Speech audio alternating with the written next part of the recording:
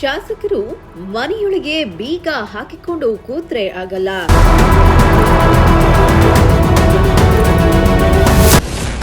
ಶಾಸಕ ಷಡಕ್ಷರಿ ವಿರುದ್ಧ ಕೆಟಿ ಶಾಂತಕುಮಾರ್ ಆಕ್ರೋಶ. ಮಳೆ ಕೊರತೆಯಿಂದ ತಿಪಟೂರು ತಾಲೂಕಿನಾದ್ಯಂತ ಬರದ ಪರಿಸ್ಥಿತಿ ನಿರ್ಮಾಣವಾಗಿದ್ದು, ತಕ್ಷಣ ತಾಲೂಕನ್ನು ಬರಪೀಡಿತ ಪ್ರದೇಶ ಎಂದು ಘೋಷಿಸಬೇಕೆಂದು ತಾಲೂಕು ಜೆಡಿಎಸ್ ಮುಖಂಡ ಕೆಟಿ ಶಾಂತಕುಮಾರ್ ರಾಜ್ಯ ಸರ್ಕಾರವನ್ನು ಆಗ್ರಹಿಸಿದ್ದಾರೆ.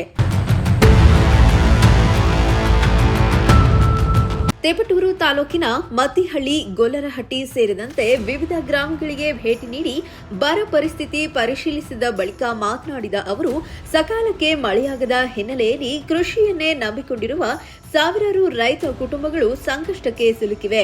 ಬಿತ್ತನೆ ಮಾಡಿರುವ ಬೆಳೆಗಳು ಒಣಗುತ್ತಿದ್ದು, ರೈತರು ಆರ್ಥಿಕ ಸಂಕಷ್ಟ ಎದುರಿಸುತ್ತಿದ್ದಾರೆ ಎಂದರು. ಒಂದು ಮುಖ್ಯ ಉದ್ದೇಶ ತಿಪಟೂರು ತಾಲೂಕಿನ ಬರಪೀಡಿತ ತಾಲೂಕು ಮಾಡಬೇಕು ಅನ್ನೋದು. ಇದು ಸನ್ಮಾನ್ಯ ಜಿಲ್ಲಾ ಉಸ್ತುವಾರಿ ಸಚಿವರು ಗಮನಕ್ಕೆ ಕೂಡಲೇ ತಗೋಬೇಕು.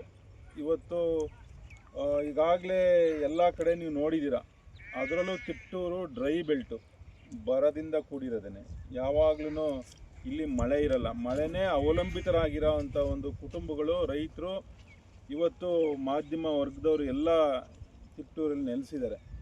ಬಹುಶಃ 90% ಇವತ್ತು ಯಾರು ಇಲ್ಲಿವರೆಗೂ ಬಿತ್ತನೆ ಮಾಡಿಲ್ಲ ಅಲ್ವಾ?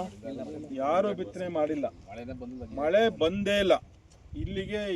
ನೆನ್ನೆ ಮೊನ್ನೆ ಮಳೆ ಶುರುವಾಗಿರೋದ್ರಿಂದ ರೈತರಲ್ಲಿ ಒಂದು ಸ್ವಲ್ಪ ಮಂದಾಸ ಆದರೂ ಇವತ್ತು ನಮ್ಮ IMD ಇಂಡಿಯನ್ ಮೆಟ್ರಾಲಜಿಕಲ್ ಡಿಪಾರ್ಟ್ಮೆಂಟ್ ಈಗಾಗಲೇ ಎಚ್ಚರಿಕೆ ಕೊಟ್ಟಿದ್ದಾರೆ, ಈ ವಾರ ಮಳೆ ನಿಂತು ಹೋದರೆ ಮತ್ತೆ ಪುನಃ ಮಳೆ ಬರಲ್ಲ ಅಂತ. ಬಹುಶಃ ಇವತ್ತು ರೈತರೆಲ್ಲ ಸಾಲನೋ ಸೋಲನೋ ಏನೋ ಇವತ್ತು ಗೊಬ್ಬರಗಳು ಬೀಜಗಳು ಎಲ್ಲ ತಂದು ಮನೇಲಿ ಇಟ್ಕೊಂಡು ವೇಸ್ಟ್ ಆಗಬಾರ್ದು ಅಂತ ಇವತ್ತು ಬಿತ್ತನೆ ಶುರು ಮಾಡ್ತಾ ಇದ್ದಾರೆ. ಪಾಪ ಎಲ್ಲ ಕೂಲಿ ಮಾಡ್ಕೊಂಡು ತಂದಿರ್ತಾರೆ. ರಾಗಿನೇ ಅವರಿಗೆ ಮೂಲ ಆಧಾರ. ಈ ಭಾಗದಲ್ಲಿ ರಾಗಿನೇ ಮೂಲ ಆಧಾರ. ಆಮೇಲೆ ಇವತ್ತು ನಮ್ಮ ಜಿಲ್ಲೆನಲ್ಲೂ ಸಹ ರಾಗಿನೇ ಮೂಲ ಆಧಾರ. ಅದ್ರ ಜೊತೆಗೆ ವಾಣಿಜ್ಯ ಬೆಳೆಗಳನ್ನು ಬೆಳೀತಾರೆ. ಅವರ ಜೀವನ ಕಟ್ಕೊಳ್ಳೋದಕ್ಕೆ ಇವತ್ತು ವಾಣಿಜ್ಯ ಬೆಳೆಗಳನ್ನ ಬೆಳೀತಾರೆ.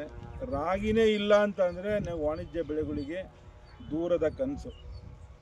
ಹಾಗಾಗಿ ಇವತ್ತು ಶಾಸಕರು ಇಲ್ಲಿವರೆಗೂ ಬರಲಿಲ್ಲ. ಯಾವ ಸಮೀಕ್ಷೆ ಮಾಡೋದಕ್ಕೂ ಈಗಾಗಲೇ ನಮಗೆ ಇನ್ನು ಶಾಸಕರು ಎಲ್ಲೋ ಮನೆಯೊಳಗೆ ಕುಳಿತುಕೊಂಡ್ರೆ ಸರಿ ಹೋಗಲ್ಲ. ಅಧಿಕಾರಿಗಳನ್ನ ಕರೆದುಕೊಂಡು ಎಲ್ಲಿ ಏನು ಸಮಸ್ಯೆ ಆಗಿದೆ ಅಂತ ಪರಿಶೀಲನೆ ನಡೆಸಬೇಕು.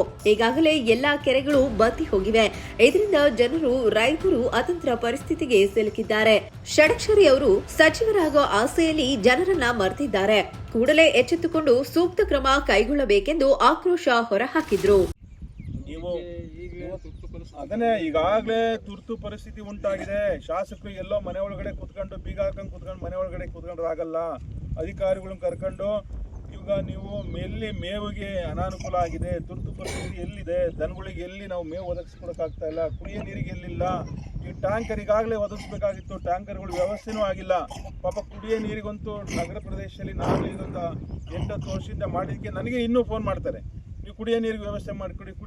ಕುಡಿಯೋ ನೀರಿಗೆ ಶಾಸಕರು ಒಳಗೆ ಕೂತ್ಕೊಂಡವ್ರೆ, ನಾನೇನು ಮಾಡೋಣ? ಶಾಸಕರು ಇವತ್ತು ಏನೋ ಇಲ್ದರೆ ಕಣ್ಮುಚ್ಕೊಂಡು ಕೂತಿದ್ದಾರೆ. ಶಾಸಕರು ದಯಮಾಡಿ ಕುಡಿಯೋ ನೀರಿಗೆ, ಇವತ್ತು ಮಳೆ ಬಂದಂಥ ಪ್ರದೇಶದಲ್ಲಿ ಇವತ್ತು ಮಳೆ ಆಗಿಲ್ಲ, ಹೇಮಾವತಿ ನೀರಿಂದಲಾದ್ರೂ ಹೋರಾಟ ಕಟ್ಟಿ ನೀರೆಲ್ಲ ತರಿಸ್ಬೇಕಲ್ವಾ? ಎಲ್ಲ ನೀರುಗಳಿಗೆ, ಎಲ್ಲ ಕೆರೆಗಳಿಗೆ ನೀರು ತುಂಬ ವ್ಯವಸ್ಥೆ ಆಗಿದ್ರೆ ಇವತ್ತು ಅಂತರ್ಜಲ ಅಭಿವೃದ್ಧಿ ಆಗೋದು. ಅಂತರ್ಜಲ ಇದ್ದಿದ್ರೆ ಕೊಳವೆ ಬೇರಿಗಳು, ಬೋರ್ಗಳು ಎಲ್ಲ ಇವತ್ತು ನೀವು ಮಳೆ ಇಲ್ಲ ಅಂದಿದ್ರು ಬೋರ್ ಕೊರ್ಸಿದ್ರೆ ನೀರು ಸಿಗೋದು. ಇವತ್ತು ಎಲ್ಲೋ ಜನ ಇವತ್ತು ಕಂಪ್ಲೀಟಾಗಿ ವಿಶ್ವಾಸನೆ ಮರೆತುಬಿಟ್ಟಿದ್ದಾರೆ. ಮರೀಚಿಕೆ ಆಗೋಗ್ಬಿಟ್ಟಿದೆ ಬೋರ್ವೆಲ್ಲಿಂದ ನೀರು ಸಿಗುತ್ತೆ ಅಂತ. ಏಕೆಂದರೆ ಎಲ್ಲ ಕೆರೆಗಳು ನೀರಿಲ್ಲ. ಹೊನ್ನೊಳ್ಳಿ ಕೆರೆಗೂ ನೀರಿಲ್ಲ. ಹೊನ್ನೊಳ್ಳಿ ಕೆರೆ ಈ ಕಡೆ ಭಾಗ ಕೆರೆಗಳಿಗಂತೂ ಈ ಆಳ್ಕುರ್ಕೆ ಶಾಂಕ್ಷನ್ ಆಗಿದ್ರು ಅದನ್ನು ಅಪ್ರೂವ್ ಮಾಡ್ಕೊಳಕ್ಕಾಗ್ದಲ್ಲೇ ಯಾವುದೋ ಒಂದು ಫಾರೆಸ್ಟ್ ಇಲಾಖೆ ನೆಪ ಉಟ್ಕೊಂಡು ನಿಂತೋಯ್ತು. ಆ ಭಾಗದಲ್ಲಾದ್ರೂ ಇವತ್ತು ಕೆರೆ ತುಂಬಿಕೊಂಡಿದ್ರೆ ಆಳ್ಕುರ್ಕೆ ಕೆರೆ ನೀರು ಹರಿಸಿದ್ರೆ ಇವತ್ತು ಆ ಕಡೆ ಭಾಗದಲ್ಲಿ ಬಳೆನೆಲ್ಲು ಭಾಗಕ್ಕೆಲ್ಲ ಇವತ್ತು ಸಮೃದ್ಧಿಯಾಗಿ ಅಂತರ್ಜಲ ಒಳ್ಳೆ ಸಮೃದ್ಧಿಯಾಗಿರೋದು, ಬೋರ್ವೆಲ್ಗಳು ನೀರು ಸಿಗೋದು.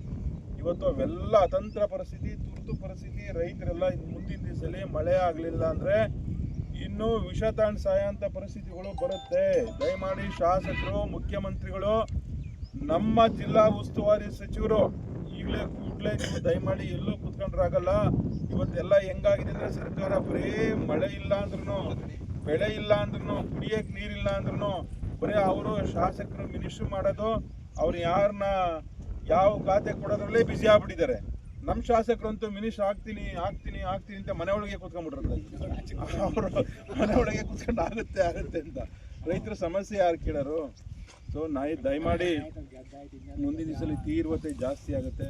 ಕುಡಿಯೋ ನೀರಿಂದ ಹಿಡಿದು ಪ್ರತಿಯೊಂದ್ರೂ ಅವರು ಬದುಕೋದಕ್ಕೆ, ಮನೆ ಜೀವನ ರೂಪಿಸೋದಕ್ಕೆ ಅದರಲ್ಲೂ ಭಾರಿ ಕಷ್ಟ ಆಗುತ್ತೆ.